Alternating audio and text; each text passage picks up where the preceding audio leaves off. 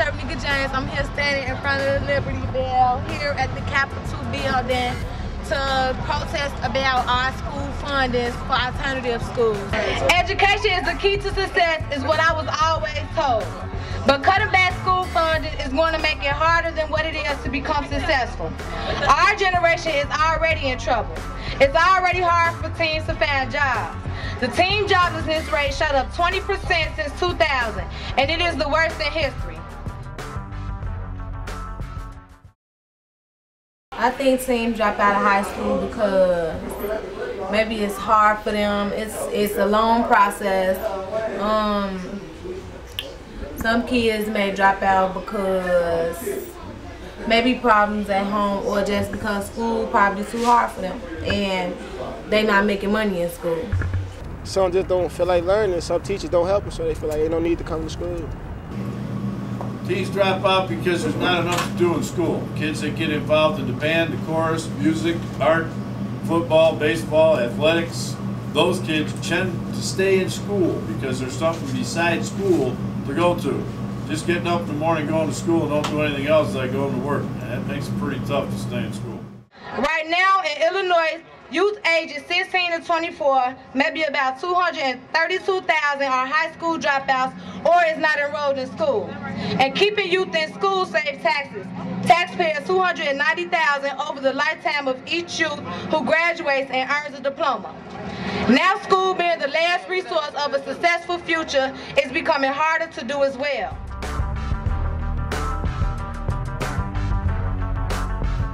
The high school diploma is like, it's the certificate of achievement. It's like what you achieved your whole 4 years. A GED is just a test that you take because you dropped out of school. You couldn't get a diploma. So, I mean, a diploma is better than a GED. I can't tell the difference. I mean, the high school diploma, I guess they say better, but either way it goes, you can still go to college off both of them. So I really wouldn't like choose which one was best and which one was worse, because they both is equivalent to each other.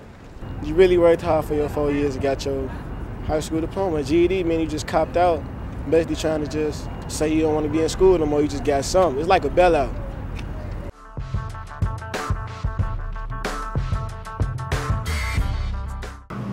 I would think the biggest problems in school today is finances again, because you can't buy the needed equipment.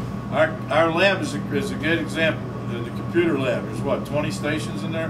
How about if we had 40 stations or 50 stations? How much better we could have served the kids here.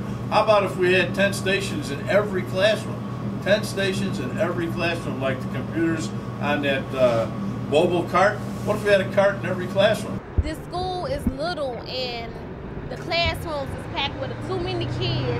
Half of the kids in the classroom don't want to learn, and it's getting to the other kids that want to learn because it's just too many kids in one class, and some teachers can't control the students, and it's making it harder for other kids, you know? I think the biggest problem today in education is people don't care about our education. They taking away all our after school programs, they're taking away summer school, so I feel like they're not trying to help us get our education, they just trying to make it harder for us. One of the biggest problems in education is most of the time the student doesn't understand the lesson plan. Like the teacher explained it in a way a student couldn't understand it. And by being in a normal high school, the high school is big, like for instance Clemente, and there's thousands of students in there. The teacher won't have time to get to that specific student in time. So like by the time a test comes or something for that subject, the student won't understand it. I think the biggest problem in education today, if I speak specifically just here in Chicago, is the inequality of resources and the inequality of a very strong education system. And what you find here in the city is really strong infrastructure and strong quality education in the suburban areas on the north side of the city. And then you've got the west side and the south side, which are predominantly low income, minority, poorer standards as far as education is concerned, and a poorer quality of education. And that's unacceptable.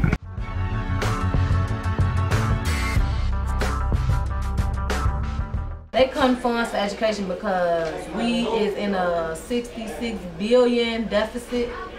which means they don't have the money to fund certain programs like alternative schools, night school, summer school, extracurricular activities and all that. It's affecting the teachers because they losing their jobs, and it's affecting the students the hardest because we're going to have a whole bunch of students in one classroom, which is going to make it harder for the teachers to teach and the students to learn. And so it's really going to affect the students. We're going to have a higher dropout rate because students not going to want to come to school and deal with that. Some kids just go to school for extracurricular activities, and some students, that's all they come to school for. So if they don't have that to get in order to get good grades, what else would they come to school for? Ain't nobody finna come to school to have stressed out teachers and to have oversized classrooms, because it's not gonna work. Well, they're cutting the funding for education. If you're speaking of in the state of Illinois, or they're cutting the funding because there's a lack of funds.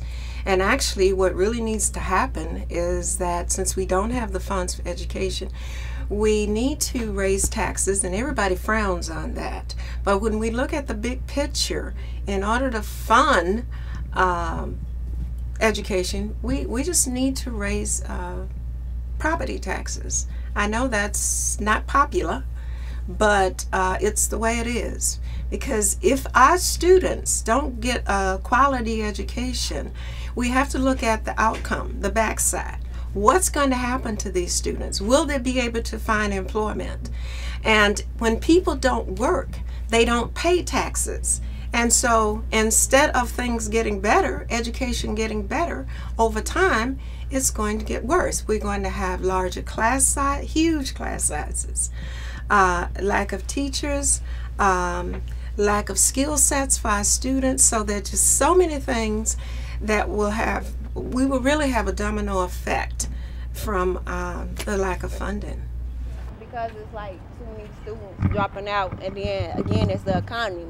Like if you see too many houses that's boarded up, that's gonna make the economy for that community go down.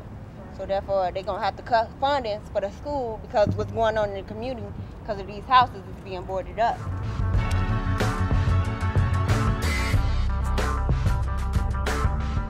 It's primarily going to affect the students that need education the most, and that's our urban students. Because if we think about other places outside of the urban area, there is more property taxes there, and although the schools will feel the lack of funding to an extent, they will not feel the lack of funding to the extent that the urban areas will. The cutting of funds definitely always, I think, has an impact on low-income, minority youth, disproportionately, unfortunately. Having over 35 students in one classroom is a big step to a higher dropout rate. For one reason, it's going to be harder for teachers to teach a large amount of students, and getting to every student in the amount of time we have in a class period makes it impossible and causes more distractions for teachers and students. Cutting extracurricular activities is also a big risk of losing half of our youth, especially males, to the streets.